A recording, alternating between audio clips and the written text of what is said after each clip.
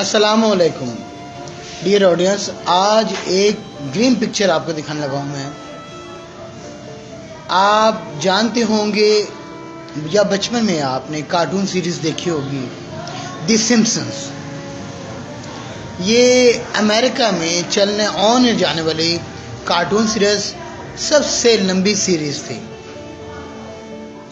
इसके ऑथर का नाम, इसके कार्टूनिस्ट जो था, इसका क्रिएटर, उसका नाम मैट एब्राहम ग्रोनिंग था। मैट ग्रोनिंग एक कार्टूनिस्ट था और ये कार्टून सीरीज बनाई ऐसी कि इसमें आजकल ये इन्वायरमेंट बनी हुई है कि इस बंदे ने तकरीबन 43 प्रेडिक्शंस अपने सिम्पसन कार्टून में डिस्क्राइब की।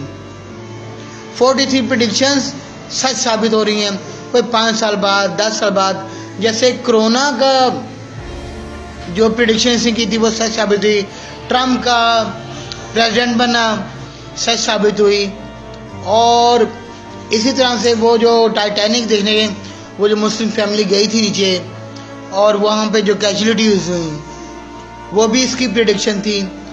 तो ये ऐसी प्रेडिक्शन इसने की कि प्रोफेसीज का गुमान होता है, जबकि गालिब गुमान ये है, रिसर्चर्स इस ख्याल के हामिल हैं कि इसके पीछे वो ये जो मैट ग्रोनिंग है, ये खुद एक मुल्हिद इंसान था। ये खुदा पर बिलीव नहीं करता, किसी चीज़ पर बिलीव नहीं करता था।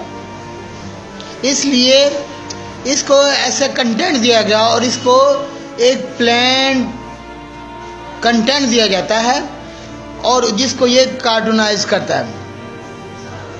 और उसके बाद और इसको वो प्लान देने वाले कौन हैं?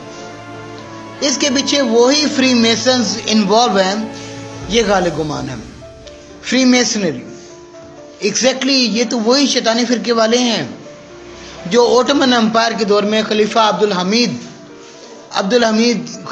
हमीद जो थे सल्तनत उस्मानिया के, जिनके पास आए थे मेड्यूसा की लाश लेने के लिए। लेकिन सुल्तान अब्दुल हमीद ने अपनी दानिशमंदी से मेड्यूसा की लाश वहाँ से गायब करवा दी थी।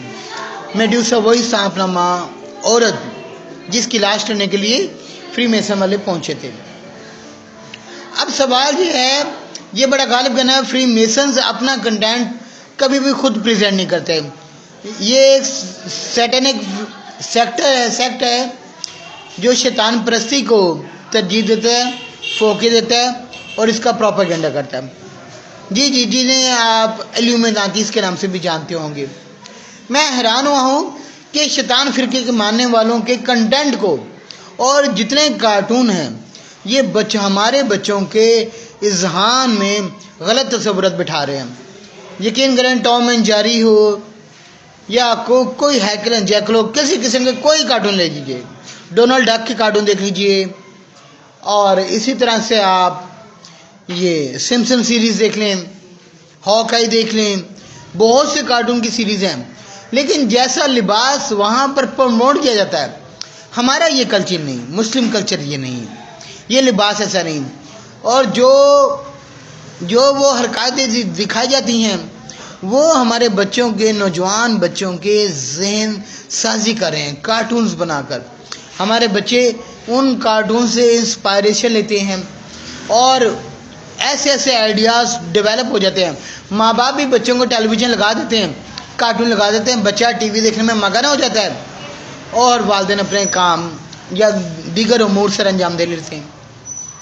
मगर अफसोस इस बात का है कि वो ये देख नहीं रहे कि बच्चे को कार्टून के ज़रिए क्या सिखाया जा रहा है। और ये गालिब गुमान आजकल रिसर्च का ये है कि फ्री मेसन मोहर के तौर पर मैट ग्रोनिंग के कार्टून सीरीज़ को इस्तेमाल करें और जो उनके प्लान होते हैं वो अपने प्लान उनको देते हैं और वो कार्टूनाइज करके उसको, क्योंकि प्रोड्यूसर भी है, राइटर भी है, कंटेंट वो लिख देते हैं, बता देते हैं, आइडियाज़ दे देते हैं, फिर उस पर कंटेंट क्रिएटर और ये एनिमेटर भी है। तो कार्टूनाइज करना इसके लिए बड़ा इजी है मैट ग्रोनिंग के लिए।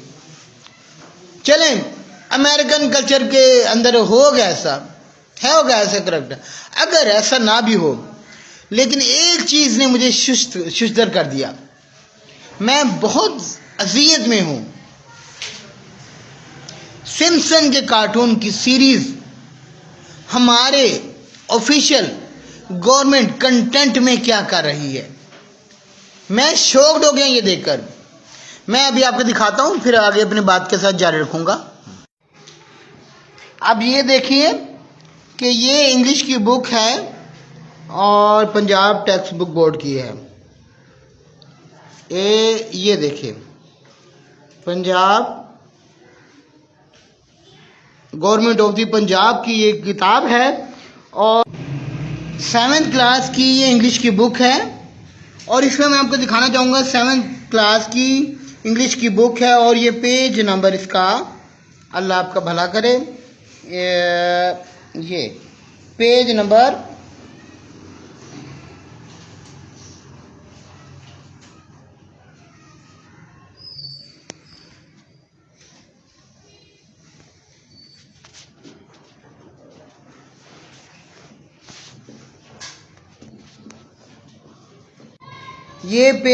80 है और इंग्लिश की किताब है, क्लास 7 ग्रेड के लिए है।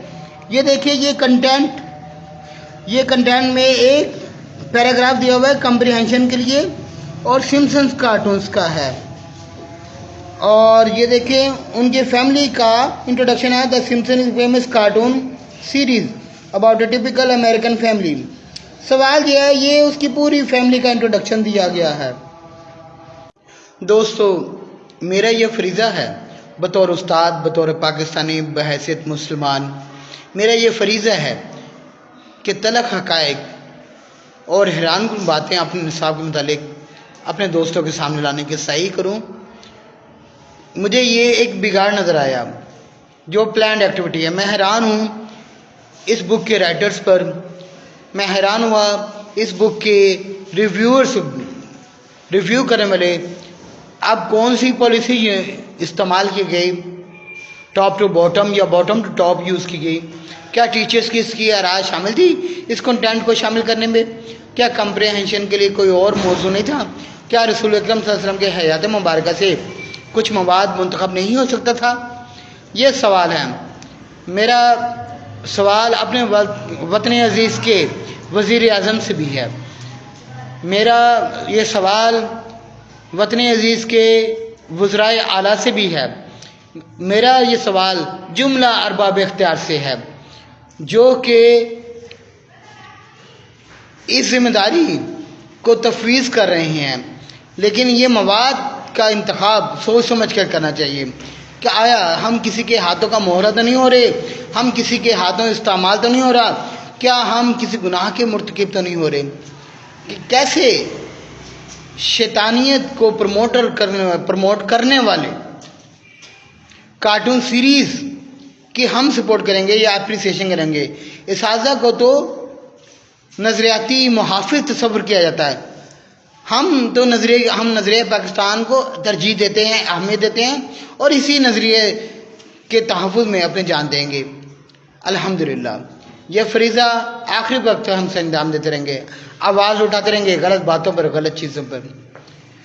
खुदारा इस पैगाम को सारे दोस्तों से गुजारिश है कि खूब शेयर करें, इसको खूब फैलाएं ताकि ये पैगाम अरबाब इख्तियार तक पहुँच जाए और ये निसाबी घिनौनी गलतियाँ सामने आए।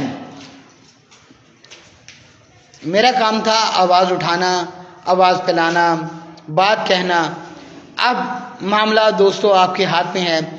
इस बात को आगे फैलाएं, आगे शेयर करें और निसाब की दुरुस्ती के लिए आवाज़ उठाइए। खुश रहें, शाद रहें, आबाद रहें। पाकिस्तान जिंदाबाद। अल्लाह ताला हम सब का हामी नासिर हो। आमीन सुमन। अस्सलामु अलैकुम व रहमतुल्लाहि व बरकातहू।